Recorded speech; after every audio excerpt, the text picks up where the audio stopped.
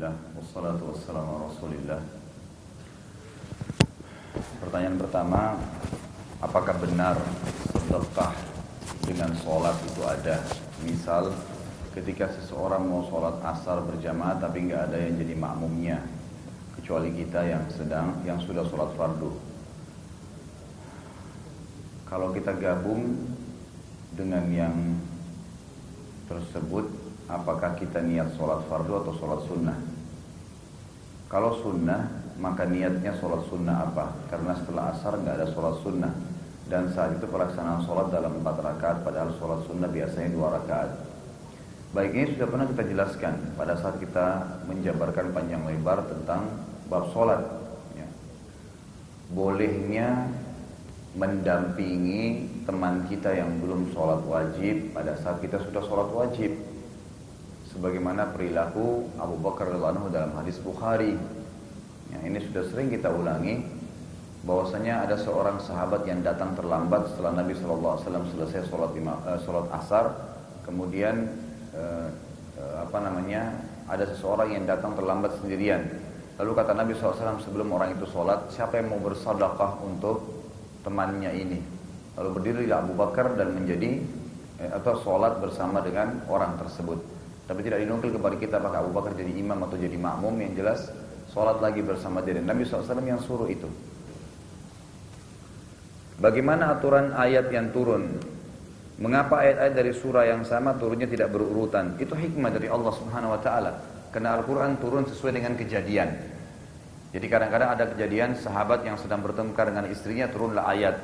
Ya, dalam surah At-Talaq misalnya. Ada pertanyaan dari orang-orang Yahudi tentang Ashabul Kahfi, turunlah ayat tentang Ashabul Kahfi. Turun begitu. Nabi SAW tadi kasuistiknya sedang merasa gemetar selama 40 hari nggak bisa bangun. Turunlah surah Muddatsir dan Muzammil. Nabi SAW merasa pada saat 6 bulan terputus wahyu sedih, gitu kan? Turunlah surah Ad-Duha menghibur beliau. Terus seperti itu. Nanti juga kita temukan surah Al-Kafirun. Pada saat orang-orang kafir Quraisy mengatakan, sembahlah Tuhan kami sehari, ya Muhammad, kami sembah Tuhanmu juga sehari. Sampai Nabi SAW ditawarkan, karena Nabi nolak terus, ya Muhammad, sembahlah Tuhan kami sehari, kami sembah Tuhanmu seumur hidup. Nabi SAW tolak, turunlah qul ya ayyuhal kafirun, dan seterusnya. Jadi memang sesuai dengan kasuistik. Nanti Allah perintahkan Nabi kita Muhammad SAW untuk menyusunnya. Ayat ini letakkan di surah ini. Ya, surah itu urutan yang kesekian. Seperti itu kurang lebih gambarannya. Jadi dengan hikmah yang Allah Subhanahu Wa Taala inginkan. Apakah hukumnya toning rambut untuk anak muda yang beruban? Jika sudah terlanjur dilakukan, apa yang harus dilakukan? Ini kita bahas masalah sirah ini. Apa hubungannya dengan mewarnai rambut? Apa hubungannya dengan sholat tadi? Tapi ya sudah, saya sudah terbiasa. Baik, mewarnai rambut, ya, itu boleh hukumnya. Asalkan dijauhi warna hitam.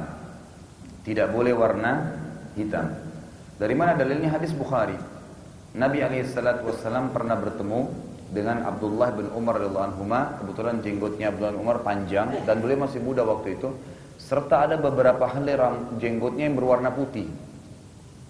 Sementara beliau masih sangat muda. Kata Nabi SAW, warnahilah jenggotmu dengan warna, waktu itu terkenal warna pacar, ya, warna henna, ya, itu yang warna coklat atau yang kemerah-merahan. Dan beliau mengatakan Rasulullah SAW, dan jauhilah warna hitam, dan jauhilah warna hitam. Jadi boleh, nggak berdosa itu. Ya, asalkan jangan sampai nanti anda berlebihan, kata ulama, karena gulu dalam agama tidak boleh berlebihan. Misal ada orang melihat seorang penyanyi rock rambutnya warnanya orange, lalu dia ikut juga warna orange. Nah, ini kan berlebihan. Ya, tidak ada sesuatu yang dibutuhkan bagi seorang muslim untuk itu. Apalagi yang dijadikan panutan adalah seorang penyanyi, itu salah. Ya, itu tidak seperti itu. Tapi kalau seseorang misalnya istri ingin menghibur suaminya dengan mengubah warna rambutnya, ya, yang penting bukan ke warna hitam, mungkin ke warna merah dan seterusnya, untuk menambah keindahan dia, itu masih tidak ada masalah. Setahu saya pendapat ulama mengatakan tidak ada masalah, asal jangan ke warna hitam. Apakah hukum bekerja di perusahaan yang lembaga keuangannya bergerak di bidang jasa gadai? Gadai dalam agama Islam namanya rahan. Dalam ilmu fikih itu ada. Ya, ada namanya hukum rahan. boleh menggadaikan sesuatu dalam Islam. Nabi SAW itu meninggal dunia dalam hadis Bukhari, sementara beliau menggadaikan zira'nya, baju perangnya, kepada orang Yahudi. Ya, kepada orang Yahudi. Nabi SAW meninggal sementara itu masih dalam gadaian. Dan itu bukan dosa. Karena beliau memberikan imbal, balas daripada apa yang digadaikan. Tetapi dalam Islam, kalau Anda maksud dengan syariat, maka tidak boleh barang gadaian itu hangus. Tidak ada namanya barang hangus, kan gitu. Digadai ya sudah, ya kecuali sudah disepakati waktu tertentu, memang tidak bisa dibayar atau ditebus, maka diambil. Itu pun dalam Islam tidak boleh langsung diambil begitu saja. Dinilai dulu. Misal barang yang digadai senilai 100 juta, lalu yang diambil dalam bentuk uang, ya, atau balasan dari yang digadaikan itu misalnya 50 juta. Maka tidak boleh spontanitas barang yang 100 juta tiba-tiba dihangusin. Ya, sementara yang dia pakai cuma 50 juta, nggak boleh begitu. Dijual barang itu. Lalu yang tadi punya hak yang menggadaikan itu boleh mengambil haknya dia dan mengembalikan sisanya kepada orang yang tadi meminjam. Itu yang sesuai dengan syariat. Selain ini Allahu a'lam, saya tidak pernah temukan ada ulama yang membolehkan. Jadi kalau Anda bekerja di tempat yang selain sistem ini, maka saya sarankan silakan cari rezeki tempat lain gitu. Mau bertanya tentang sejarah penciptaan Ka'bah, Ustaz. Apakah Ka'bah telah ada sebelum Nabi Adam AS diturunkan ke bumi? Dan apakah Nabi Adam AS juga menjadikan area di sekitar Ka'bah sebagai tempat ibadah kepada Allah Azza wa Jal?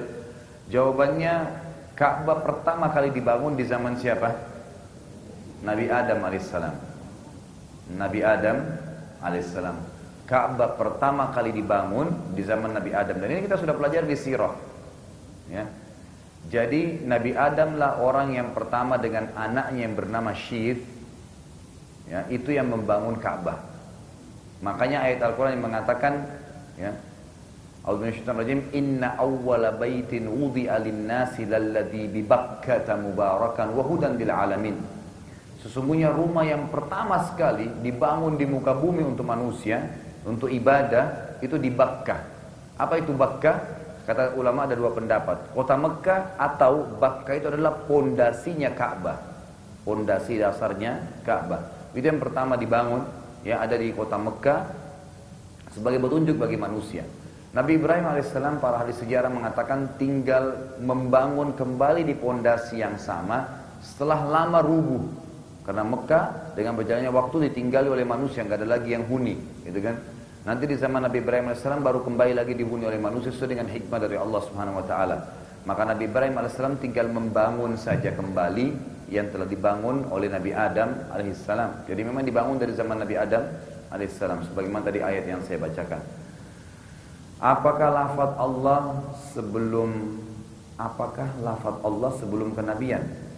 Mengapa Khadijah mengatakan demi Allah? Maksudnya apakah lafaz Allah sudah dikenal? Iya, lafaz Allah terkenal. Dari semua nabi tahu. Dan masyarakat Mekah itu umumnya adalah pengikut Nabi Ibrahim alaihissalam. Jadi mereka menyebut Allah, ya. Tapi tidak semua nama-nama Allah yang dia tahu. Makanya orang-orang Quraisy kalau bersumpah mereka mengatakan Allahumma, ya. Mereka mengatakan wallahi, tallahi, billahi, dengan nama Allah Subhanahu Wa Taala. Jadi orang-orang Arab memang sudah tahu itu sebelumnya, karena nama Allah sudah masyhur dalam ajaran Nabi Ibrahim AS di Mekah. Cuma bedanya orang-orang Quraisy ini, mereka tidak murni menjalankan ajaran Nabi Ibrahim AS. Mereka menyekutukan Allah dengan menyembah berhala. Maka datanglah Nabi Muhammad SAW meluruskan itu. Jadi nama Allah memang sudah ada. Apakah termasuk sunnah atau wajib dua iftitah? Sunnah. Dua iftitah adalah sunnah. Wajibnya sholat itu membaca Al-Fatihah. Jadi membaca iftitah dengan membaca surah setelah Al-Fatihah adalah hukumnya sunnah. Apakah benar orang sudah almarhum arwahnya masih ada di lingkungan rumah selama 40 hari? Sama sekali nggak benar. Nggak ada itu. Dan sudah pernah kita rincikan. Ruh begitu keluar, kata Nabi SAW, belum sekejap dia keluar dari jasadnya, langsung ditangkap oleh malaikat rahmah. Kalau dia mukmin, dibungkus dengan kain kafan dari surga, dibawa ke langit. Dan belum sekejap dia keluar ruhnya dari jasadnya kalau dia orang kafir atau fasik, lalu ditangkap dengan malaikat azab, penyiksa, dibungkus dengan kain kafan dari neraka, lalu dibawa ke langit. Setelah itu baru dimasukkan ke dalam liang lahat, dan tidak ada ceritanya mereka masih ada di sekitar rumah kita. Itu tidak benar. Ini sebenarnya ya tidak pernah ada dalilnya berhubungan dengan masalah itu. Daun pohon sidir atau daun bidara. Kalau di Indonesia seperti apa ya Ustaz? Itu disebut di Indonesia dengan apel India. Ya. Saya kebetulan sangat hobi dengan tanam-tanaman, buah-buahan atau pohon-pohonan. Makanya di depan rumah saya cukup banyak saya taruh itu. Di antaranya ada pohon sidir. Jadi saya dapatkan dari beberapa teman kita memang yang bergerak di tanaman itu dikenal dengan pohon apel India. Memang buahnya sangat manis seperti apel warna hijau. Daunnya itu batangnya agak tipis, ya kadang-kadang ada juga yang tebal tapi tidak terlalu besar diameternya. Itu daunnya sangat banyak dan daunnya disunnahkan untuk dipakai mengobati orang yang sedang kerasukan jin, kena sihir, ya ruqyah. Makanya saya sarankan di depan rumah Anda tanam pohon itu. Daunnya juga dianjurkan untuk dipakai memandikan atau mewangikan jenazah yang sedang dimandikan. Nah, jadi daunnya sangat bagus. Kalau Anda kerasukan jin, kena sihir, itu dipakai mandi. Ya dipakai mandi, airnya dicelupkan, kemudian dimandikan atau disiramkan di halaman rumah atau dalam rumah bila memang ada sihir sekitar rumah itu. Bila gerakan sholatnya tidak mengikuti sunnah Nabi SAW, apakah diterima sholatnya? Jawabannya tidak. Karena gerakan sholat bagian dari rukun sholat. Sholat ada 3 macam pernah saya sebutkan. Ada rukun sholat, ada wajib sholat, ada sunnah sholat. Rukun sholat ini ya, menutup aurat, berwudu, menghadap kiblat. Gerakan sholat yang benar dari takbir sampai salam harus sama, benar. Kecuali kalau dia memang belum pernah belajar. Tapi kalau dia sudah tahu, batal sholatnya, nggak boleh. Karena ini masuk dalam rukun sholat. Semua, dari takbir sampai salam. Tidak ada gerakan sholat yang sifatnya wajib atau sunnah. Semuanya rukun. Yang kalau tidak dikerjakan, batal. Seperti Anda kalau tidak tutup aurat, seperti Anda kalau tidak hadap kiblat, sama itu. Kalau wajib sholat, kewajiban. Seperti membaca Al-Fatihah. Ini kewajiban sholat. Kapan tidak dilakukan, berdosa. Wajibnya sholat membaca Subhana Rabbil Azim 1 kali, Subhana Rabbil A'la 1 kali. Ini wajibnya sholat, gitu kan? Ini kalau tidak dikerjakan berdosa tapi tidak batalin sholat. Kalau sunnah sholat umumnya membaca Subhana Rabbil Azim lebih dari 1 kali, Subhana Rabbil A'la lebih 1 kali, gitu kan? Doa di antara 2 sujud, itu semua bagian daripada sunnah sholat. Jadi gerakan sholat yang sesuai dengan Nabi SAW adalah rukun, batal kalau tidak sesuai dengan Nabi SAW. Makanya harus belajar. Ini hal daruriyat. Dan Alhamdulillah di kelas kita ini kita sudah contohkan bahkan praktikkan di depan jemaah sekalian bagaimana sholat yang benar dan gerakannya serta saya sudah tuntunkan ke bukunya. Ya, ada bukunya yang sangat murah sekali, mungkin cuma 5 ribuan atau sampai 15 ribu batasnya maksimal, itu dengan gambar. Anda boleh cari dimanapun kan gitu. Atau mungkin yang sudah pernah ambil dari saya bisa dibagikan ke teman-temannya kalau sudah paham sehingga bisa dapat pahala.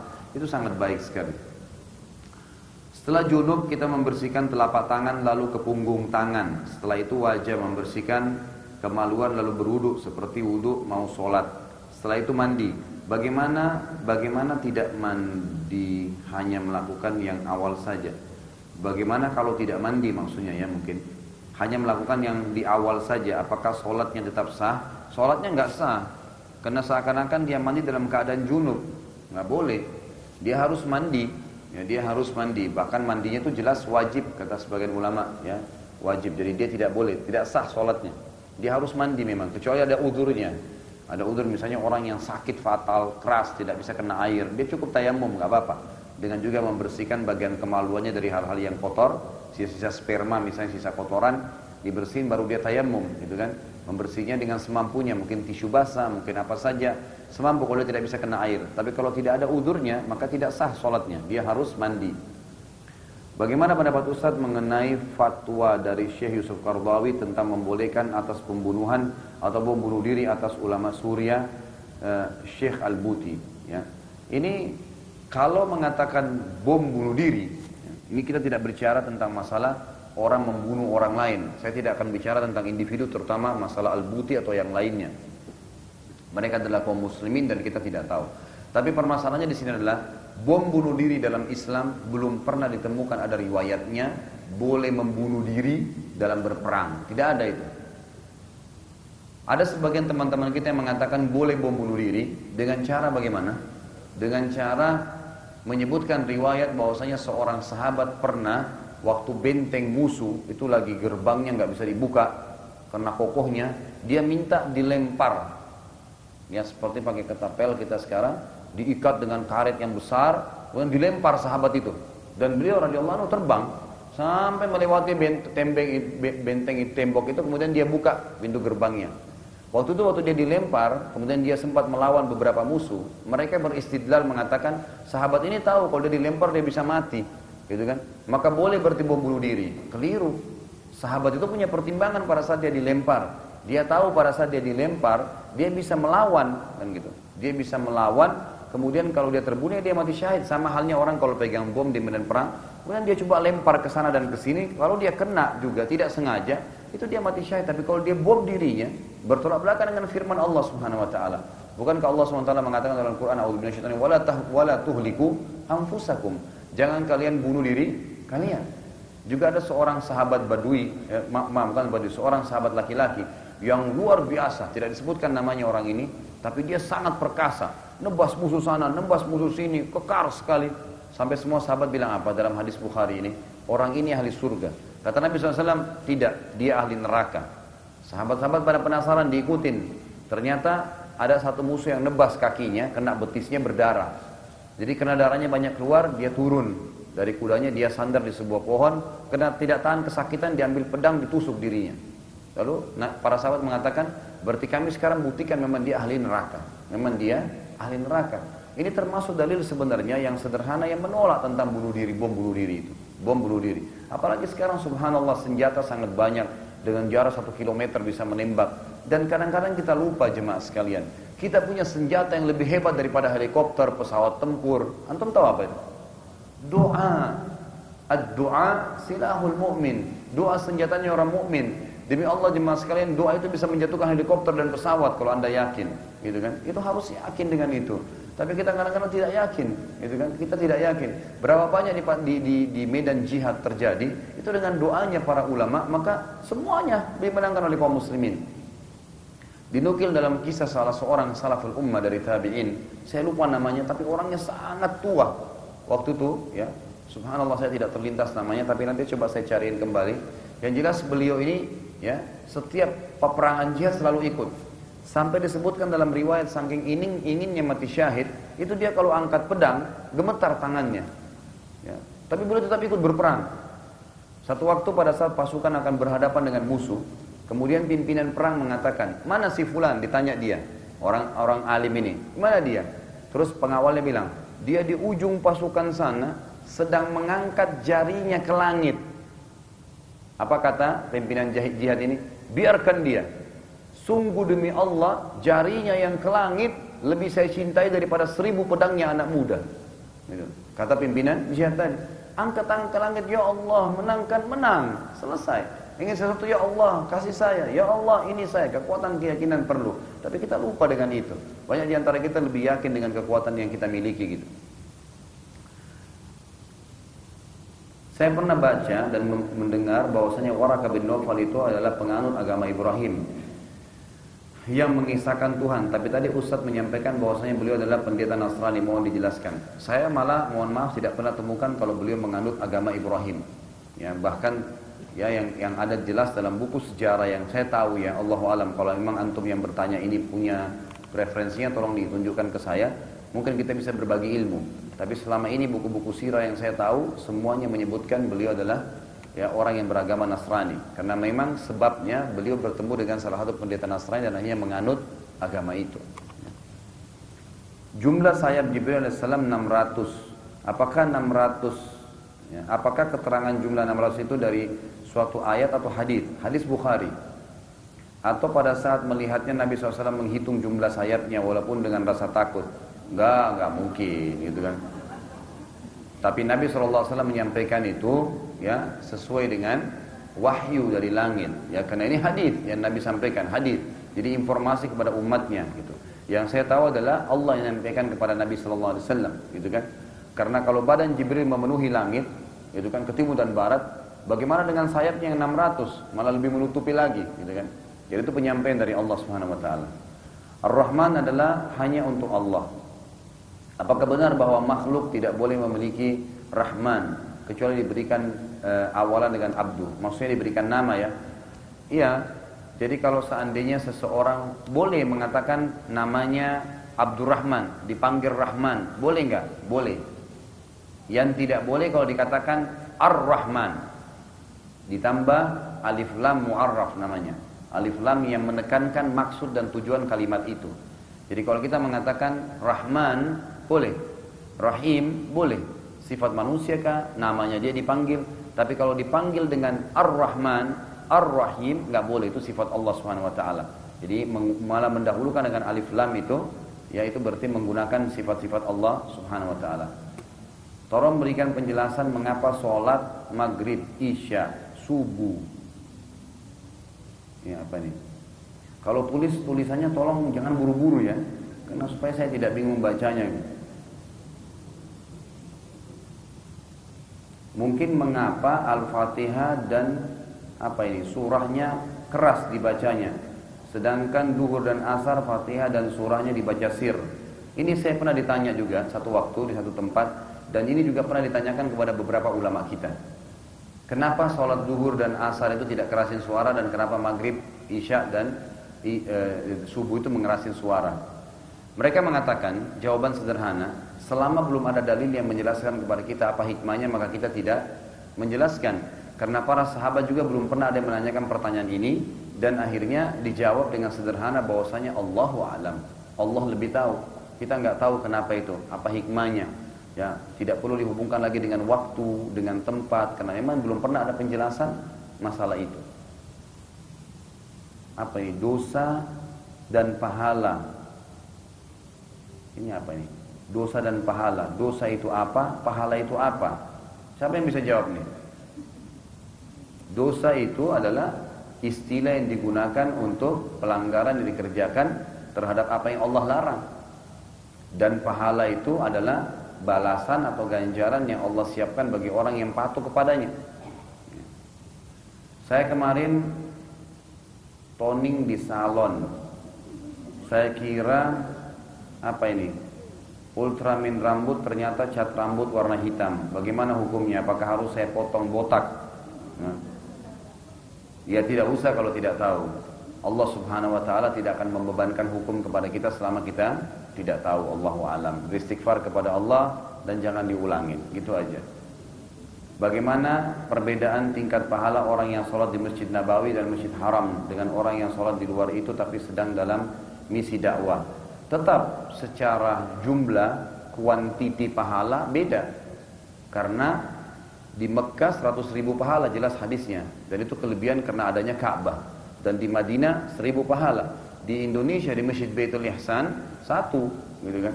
Emang sudah begitu hukum Allah Subhanahu wa taala. Dari sisi kuantitas pahalanya, jumlahnya. Tapi dari sisi kualitas nanti beda lagi. Walaupun orang sholat di Haram Mekah tapi tidak khusyuk, dan orang sholat di Baitul Ihsan khusyuk, lebih bagus pahalanya dan bisa diterima oleh Allah Subhanahu wa taala. Bagaimana pola tidur Nabi sallallahu alaihi wasallam? Tidur jam berapa dan bangun jam berapa? Masya Allah. Ya. Jadi disebutkan, pertanyaan yang bagus ya, dalam riwayat Bukhari, Nabi sallallahu alaihi wasallam melarang begadang, dan tradisi Nabi sallallahu alaihi wasallam biasanya setelah Isya beliau tidur langsung bersama dengan para sahabat, kecuali bila ada masalah-masalah yang harus dibicarakan dengan sahabatnya, seperti kasus peperangan, ya kasus memecahkan masalah-masalah kaum muslimin, itu baru beliau begadang. Kalau tidak maka beliau tidur. Bahkan Umar bin Khattab radhiyallahu anhu seringkali memukul orang-orang yang begadang tanpa ada kegiatan pasti. Ya, beliau sambil berkata, apakah kalian sekarang membuka mata kalian sehingga akhirnya kalian tidur di waktu subuh, gitu kan? Jadi Umar bin Khattab malah memarahi mereka. Dan buku-buku hadis kita menyebutkan dalam Sahih Bukhari, Sahih Muslim, Sunan Abi Dawud, Tirmidzi, di semua kutubus sittah itu 6 buku hadis mengatakan ada bab nahi anis samar, dilarang begadang ya kalau tidak ada keperluan. Dan Nabi SAW sekali lagi tidur di waktu itu. Kemudian kalau Nabi SAW bangun, itu beliau bangun biasanya ya sebagaimana Allah katakan dalam Al-Quran tadi, nisfahu aw inqus minhu qalila. Kata ulama tafsir, pertengahan malam atau lebih kurang dari itu. Jadi Nabi SAW seringkali atau hampir setiap tradisi beliau itu sholat di 1/2 malam. 1/2 malam atau bahkan kurang dari itu sedikit. Maksudnya kalau 1/2 malam sekarang kurang lebih jam 1 malam, jam 2 malam, ya jam 1 atau jam 2 malam, jam 1 malam lah, ya 1/2 malam itu kurang lebih jam 12 sampai jam 2 malam itu 1/2 malam. Biasanya begitu. Kalau sudah masuk jam 2 sampai subuh itu sepertiga malam, ya, yang Allah SWT turun. Allah SWT menyuruh Nabi SAW untuk bangun di seperdua malam atau lebih kurang dari itu. Jadi kurang dari jam 12 malam gitu. Ya, jadi Nabi SAW selalu mengerjakan itu. Ada sebagian orang bilang bahwasanya saat ini di Indonesia termasuk fase Mekah. Jadi tidak perlu ibadah-ibadah seperti sholat dan lain-lain. Bagaimana tanggapan Ustadz? Ini luar biasa ini. Ya. Kalau di depan saya langsung aja debat. Kalau dia tetap ngotot, saya cambuk dengan cambuk kuda. Ya. Karena di zaman Umar radhiyallahu anhu orang seperti ini bahaya sekali. Ya. Mereka menganggap sekarang fase Mekah. Ya. Ada orang yang mengaku sholat di Mekah. Ada orang yang begini dan orang yang begitu. Fase Mekah itu adalah fase turunnya wahyu. Dan masih sebagian turun wahyu.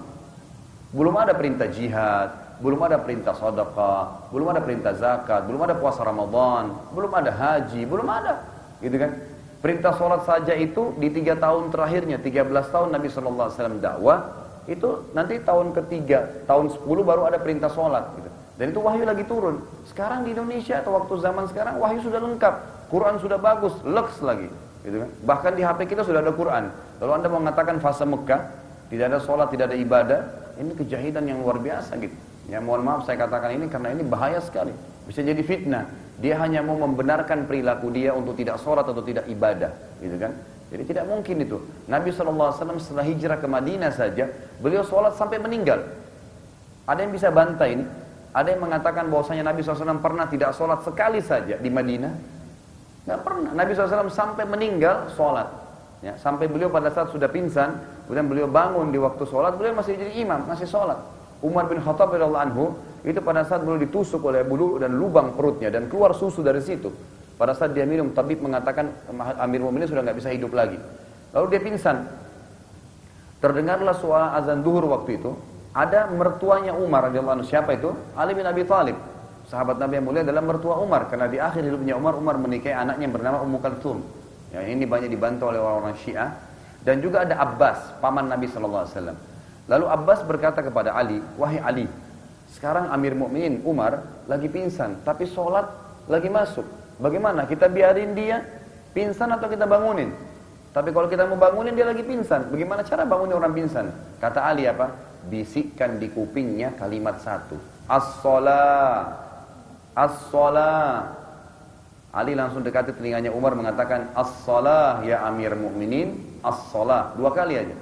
Umar langsung loncat, ini dalam kondisi perutnya lubang, dan mengatakan, ya, tidak ada keislaman bagi seseorang yang tidak sholat. Kata siapa ini? Umar radhiyallahu anhu. Di zaman Umar, ya, ini setelah fase Madinah. Jelas sekali sahabat dan Nabi tidak pernah tinggalin 1 kali pun sholat. Lalu Anda mengatakan sekarang fase Mekah nggak perlu sholat? Kan aneh sekali. Jadi nggak perlu zakat, nggak perlu tutup aurat, nggak perlu gitu. Kembali ke masa jahiliyah. Nah ini luar biasa gitu kan. Ini kejahilan yang mesti diluruskan. Jika sudah datang pada kita syaitan, ketika kita memikirkan perihal penciptaan, bahwa segala sesuatu pasti ada mulanya, tidak mungkin. Contoh gedung BI ini berdiri sendiri dengan sendirinya. Jadi ketika saya memikirkan hal tersebut, tiba-tiba ada syaitan yang ganggu. Bagaimana dengan Allah? Dia yang awal dan akhir. Bagaimana sikap seorang muslim jika terdetik ya tersebut di hatinya? Bukankah Allah berdiri sendiri dan tidak diciptakan? Pertama sekali kita tidak bisa membahas hak-haknya Allah SWT. Memang kita punya batas sebagai manusia. Kita bahkan tidak tahu air yang kita minum yang mana jadi air seni, yang mana jadi bagian darah kita. Kita nggak pernah tahu kue yang kita makan yang mana jadi nutrisi tubuh, yang mana jadi tinja atau kotoran kita, azzakumullah. Kita nggak tahu oksigen yang kita hirup yang mana akan jadi bagian yang akan membantu kita bernapas baik, yang mana virus yang masuk kita nggak pernah tahu. Kan gitu dan seterusnya. Itu dalam diri kita, apalagi dengan Allah Subhanahu Wa Taala. Tapi yang jelas pertanyaannya cukup bagus dan sangat pekah ya. Pernah ada ya pertanyaan yang sama muncul di zaman Nabi Sallallahu Alaihi Wasallam. Beberapa sahabat bertanya, ini kita yang diciptain sama Allah, bumi ini oleh Allah, ini oleh Allah. Lalu Allah siapa yang ciptain ya? Muncul pertanyaan itu. Lalu Nabi Sallallahu Alaihi Wasallam mengatakan, apakah sudah kalian dapatkan pertanyaan itu dalam diri kalian? Kata sahabat, iya ya Rasulullah. Kata Nabi SAW, kalau sudah muncul pertanyaan itu, ucapkan amantu billah. Saya sudah beriman kepada Allah. Habis. Saya tidak akan bahas lagi itu. Saya beriman Allah ada dan Allah lebih tahu tentang penciptaannya. Ini yang ada dinukil kepada kita dari hadis sahih dari Nabi kita Muhammad SAW. Tolong sebutkan contoh surah Al-Quran bahwa tidak ada yang serupa dengan Allah. Ini seperti saya lagi disuruh tes ujian nih. Tolong sebutkan, gitu kan? Baik. Tadi sebenarnya ada ayatnya, tapi saya lupa surah apa ya. Bunyinya itu a'udzu minasyaitonir rajim, laisa kamitslihi syai'un wa huwas samiul basir. Ulama mengatakan ayat ini adalah kaidah yang paling mendasar menyebutkan tentang nama-nama dan sifat Allah serta zatnya Allah. Laisa kamitslihi syai'un, tidak ada yang menyamai Allah apapun. Wa huwas samiul basir, dan dia Maha mendengar lagi Maha melihat. Jadi tidak bisa. Apapun yang kita lihat pasti beda dengan Allah Subhanahu wa taala. Makanya Allah, kata ulama, membedakan ciptaan manusia dengan hewan. Ya, manusia ada kulit putih, ada kulit hitam, ada kulitnya sawo matang. Hewan-hewan juga begitu, kakinya hewan unta lain, hewan kambing lain, anjing lain, harimau lain. Ini hewan-hewan berbeda-beda, ayam lain, burung lain. Ada yang bisa terbang, ada yang bisa jalan, ada yang merayap, ada yang di dalam air. Beragam macam ciptaan. Hawa itu lain, angin kita rasain, air lain juga bentuknya dan lain fungsinya. Gitu kan? Perasaan kita sedih dalam tubuh kita.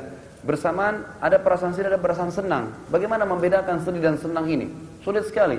Semua Allah SWT ciptakan dengan begitu memang. Allah SWT ciptakan. Jadi kita mengimani semua itu dengan apa yang telah Allah SWT berikan. Pertanyaan saya pertama tidak ada hubungannya dengan sirah, Ustaz. Baik. Dari tadi saya rasa banyak sekali tidak setuju. Apakah seorang anak yang di luar nikah kemudian setelah besar dan bertakwa akan dapat masuk surga? Ini terjadi pada teman saya, pada teman dan teman saya lagi, gitu kan? Baik, tetap masuk surga. Anak yang lahir di luar nikah nggak berdosa, nggak ada dosanya dia. Dan tidak ada dalam Islam istilah ini anak zina, nggak ada istilah begitu. Karena yang berzina orang tuanya, bukan dia. Nggak ada hubungannya. Di Indonesia dikatakan anak zina. Setahu saya tidak ada kalimat itu dalam buku-buku fikih. Jadi kalau anak yang lahir di luar nikah itu cuma dikatakan anak yang lahir di luar nikah, tapi dia tetap orang yang bisa mukmin, bisa kafir, kita nggak tahu, kan gitu. Dia tidak berdosa sama sekali. Sewaktu Nabi SAW melihat Jibril, nah ini kan pelajaran sirah. Ya. Sewaktu Nabi SAW melihat Jibril mempunyai 600 sayap, apakah beliau menghitungnya sama tadi ya? Saya seorang wanita yang baru hamil 4 bulan, ya, insya Allah dimudahkan melahirkan. Sedang saya masih punya utang puasa Ramadan tahun lalu dan perkiraan tahun ini juga nggak bisa puasa. Bagaimana cara saya membayar utang puasa tahun lalu dan tahun yang akan datang? Apakah harus dengan puasa atau membayar fidyah? Apa dulu alasannya Anda tahun lalu nggak puasa? Kalau alasannya bukan karena ya udzur syar'i, bukan karena hal-hal yang dibolehkan diganti dengan fidyah misalnya, seperti orang yang tua atau misalnya orang yang masa hamil, itu ada pendapat ulama mengatakan orang yang hamil itu masuk dalam kategori rukhsah, keringanan, maka dia boleh membayar fidyah. Jadi kalau tahun lalu karena hamil, maka tidak ada masalah bayar fidyah saja, tapi tetap lebih afdal membayar dengan puasa. Kalau Anda tanya bagaimana caranya, sebenarnya sugesti saja. Sebenarnya cuman sugesti. Istri saya pada saat hamil, saya motivasi dia, mengatakan tidak ada masalah orang hamil itu puasa. Yang penting sahurnya baik, buka puasa juga baik, nutrisinya bagus, tidak ada masalah. Di jalan alhamdulillah bisa. Nggak ada kendala gitu. Ini termasuk sugesti. Tapi kalau seandainya memang Anda merasa tidak mampu, boleh Anda membayar fidyah gitu. Jadi boleh membayar fidyah, dan fidyah ini dibayar satu orang miskin satu hari dikalikan jumlah hari yang kita tidak puasa. Apakah boleh puasa Ramadan niatnya sekaligus di awal bulan Ramadan atau harus setiap malam sebelum menjalankan puasa? Setiap malam. Setiap malam kita niatkan, tapi dalam hati saja. Ya, karena kata Nabi SAW, siapa yang tidak menginapkan niatnya di puasa wajib, maka tidak ada puasa baginya. Tapi diniatkan dalam hati sekali lagi. Ya, sudah saya pernah jelaskan, kalimat-kalimat yang mengatakan nawaitu shauma ghadin itu disusun oleh sebagian ya ulama-ulama Syafi'iyah di Mesir, dan mereka pun mengatakan lafaz-lafaz ini adalah penyempurna dari niat dalam hati. Siapapun yang niat dengan lisannya tapi tidak niat dengan hatinya, maka puasanya dan sholatnya batal. Tapi kalau mereka niat dalam hati dan tidak sempat ucapkan dengan lisan, tetap sah ibadahnya. Tapi kalau jumhur ulama mengatakan tidak ada lafaz, ya cukup diniatkan dalam hati maka sudah selesai. Mengapa tidak boleh menggambar makhluk hidup? Ya, karena disebutkan dalam hadis itu bisa menyerupai ciptaan Allah Subhanahu wa taala.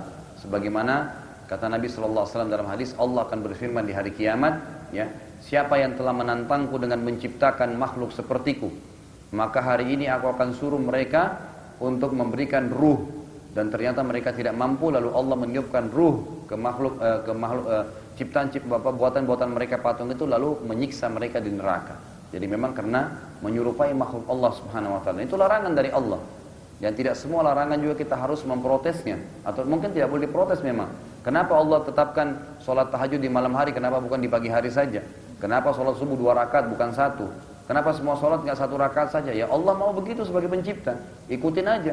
Sama dengan pimpinan perusahaan Anda, kenapa dikasih peraturan jam 7 keluar jam 5 ya? Kenapa nggak setengah jam saja kerja cukup? Ya dia mau begitu, dia pemilik perusahaan gitu kan. Ya Allah SWT pemilik kita, dia buat apa yang dia mau dan kita patuh dengan itu. Dosakah menunda-nunda sholat? Ya. Anda jelas sekali ayatnya dalam surah Ma'un.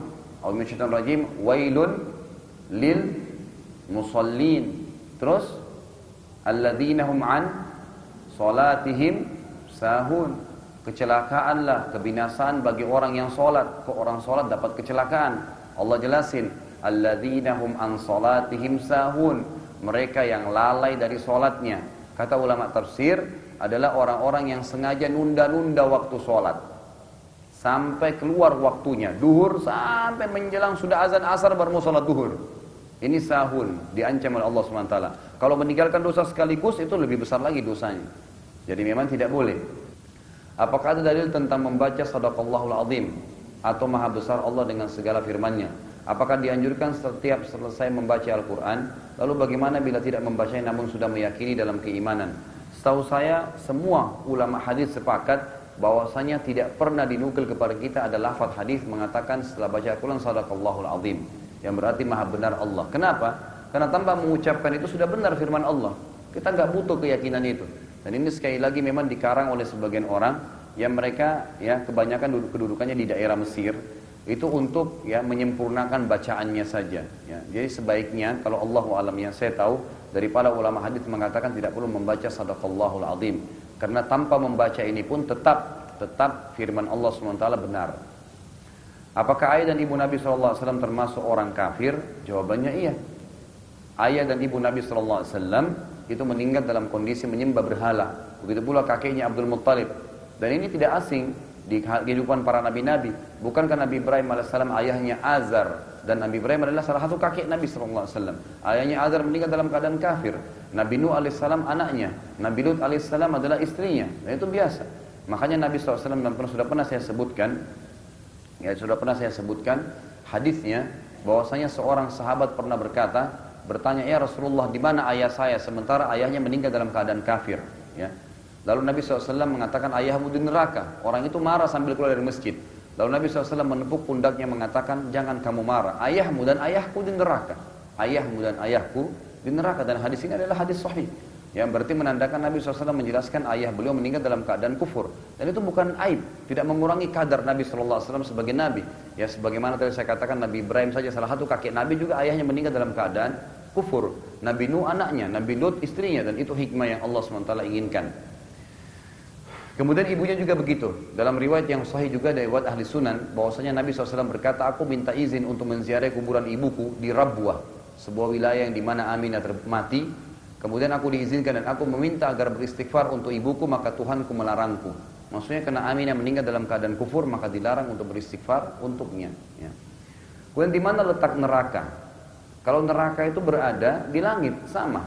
Ya, Allah Subhanahu Wa Taala meletakkan neraka itu bersamaan atau bersebelahan dengan surga, walaupun jaraknya sangat jauh. Ya, walaupun sangat jauh. Dari mana dalilnya? Kita banyak sekali ayat Al-Quran yang menceritakan bahwasanya penghuni surga akan melihat penghuni neraka. Penghuni neraka nanti akan melihat penghuni surga. Jadi mereka bisa saling melihat, walaupun jaraknya jauh, tapi mereka bisa saling melihat. Dan ini yang saya tahu Allah alam, kata para ulama, semuanya berada di sisi Allah Subhanahu Wa Taala. Ada di sisi Allah Subhanahu Wa Taala. Apa bedanya zikir dengan doa? Dan ini alhamdulillah pertanyaan terakhir. Ya. Kalau kita itlakkan zikir, maka semua yang mengingat Allah masuk di dalamnya. Salat, puasa, haji, zakat, ya berdoa, takziah, ziarah kubur, bakti sama orang tua, semua itu adalah zikrullah. Semua adalah zikrullah. Jadi salah kalau ada orang menafsirkan zikir itu hanya mengucapkan tasbih dengan lisan atau tahmid atau takbir atau tahlil. Kan gitu. Cuma alhamdulillah, subhanallah, Allah akbar dan la ilaha illallah itu keliru. Itu salah satu substansialnya, substansial zikir. Tapi zikir itu lebih umum. Semua yang mengingat Allah, semua ibadah itu masuk dalam zikrullah.